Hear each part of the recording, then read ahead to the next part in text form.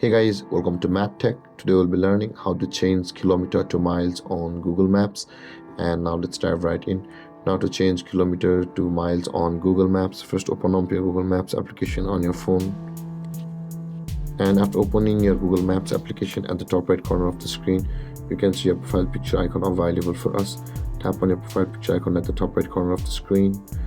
And over here, tap on the settings option available for us just below your data in maps. Tap on settings and scroll down to the bottom of the list and tap on the distance units over here. You can see just below the chat, and this kind of interface will appear.